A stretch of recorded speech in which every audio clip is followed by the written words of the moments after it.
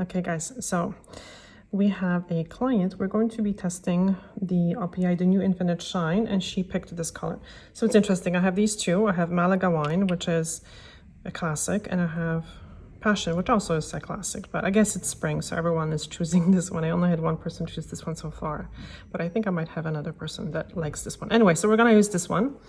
And I always like using the full system to judge how the product works. So we're gonna use the OPI Infinite Shine top coat, base coat first, and we're gonna do a manicure. So it's nice that I was able to try the product on different types of nails. So this client actually has I think naturally quite hard nails, quite strong, but they are a little bit thinner because she had the gel on that she removed 2 months ago. So the ends are a little softer, but they're not too bad. The reason for these videos is not to make the product work. I really want to show how the product works on different types of nails so you know what to expect. So I'm going to do the usual, the dry manicure, and then apply the polish.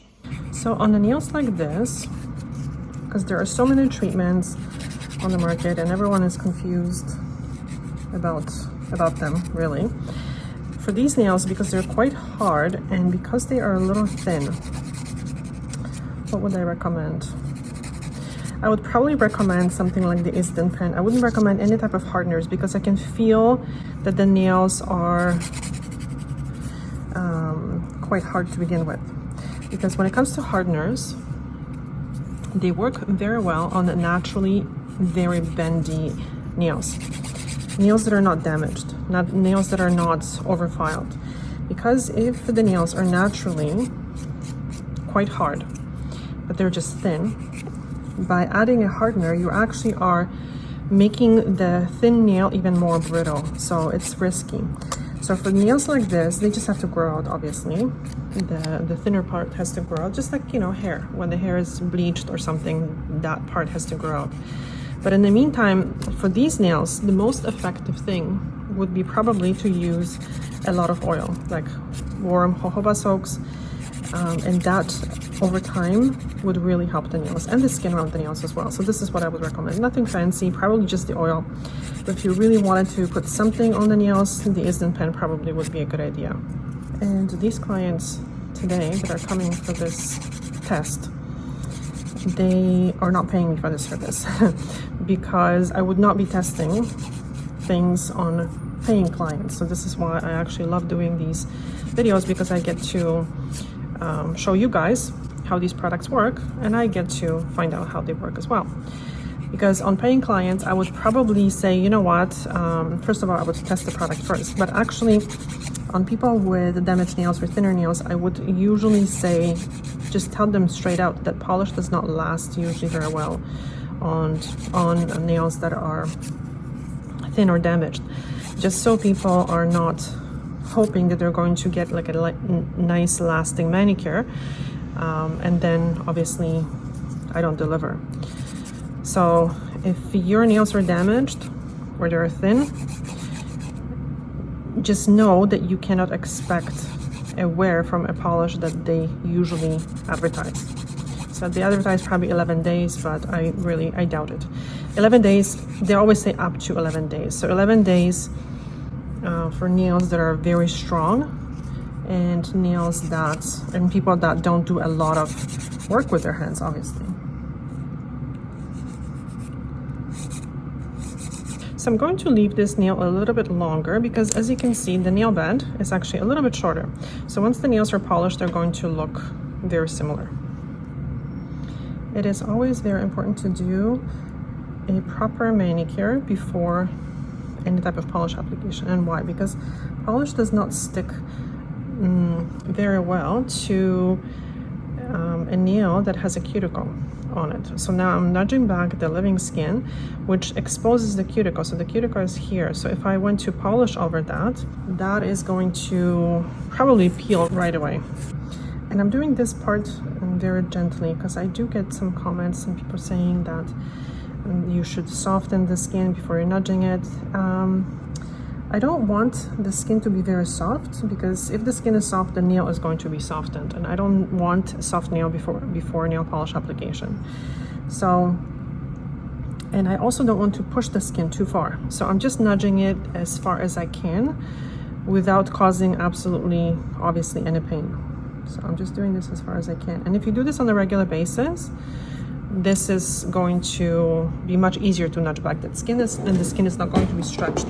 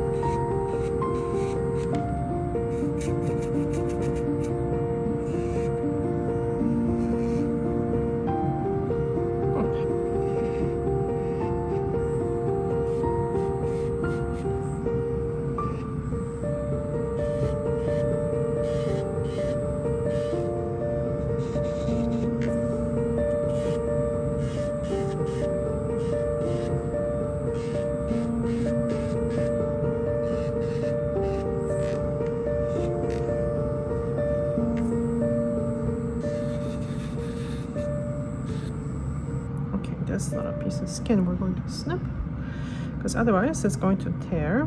We don't want that.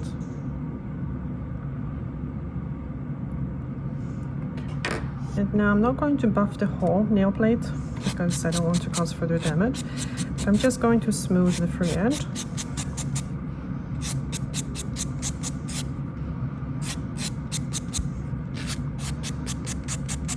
This way the free edge is nice and beveled and it feels much better than sharp edges.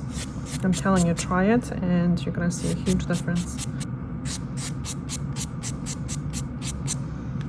I said that in previous videos, but it's so important to know that when you are wiping or cleaning your nails before polish application, make sure you don't use nail polish remover, because nail polish remover very often has moisturizing ingredients, and you definitely don't want that on the surface of the nail, basically left on the surface of the nail, because that causes like a layer that the polish doesn't stick to. You want nails that are nice and clean and they have no oil, no oils, no creams, nothing like that. So I usually use just alcohol and pure acetone.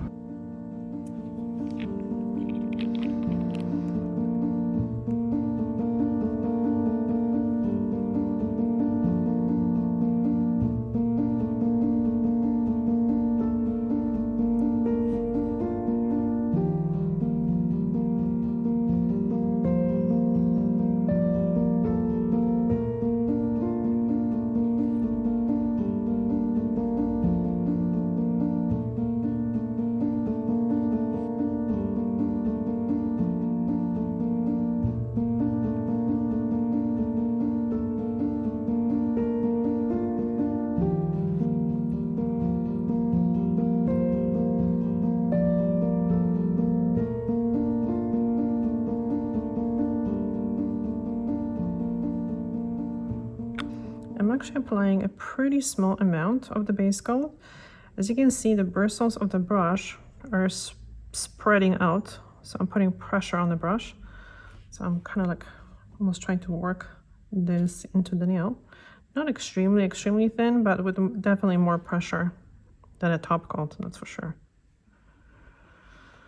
That will also ensure that the base coat will dry quickly. And I also, the first coat of polish I apply quite thin with some pressure.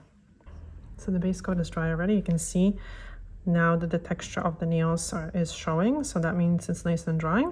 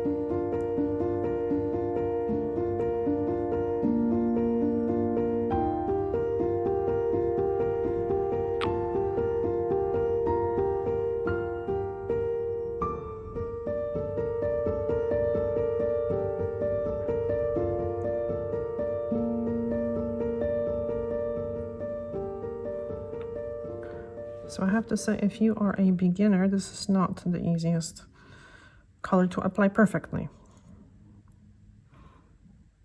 Because if you don't mind a few streaks, and I know a lot of people don't, then that's okay. But in order to apply this perfectly, it's difficult. And I do have experience, and I still find it difficult, so.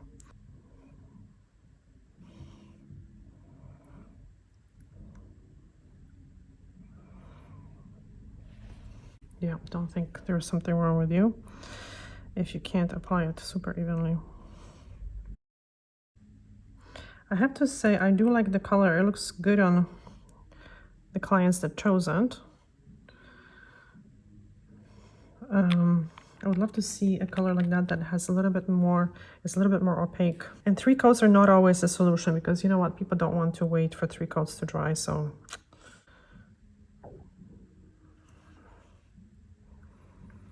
Okay, let's see if this is going to work with the top coat.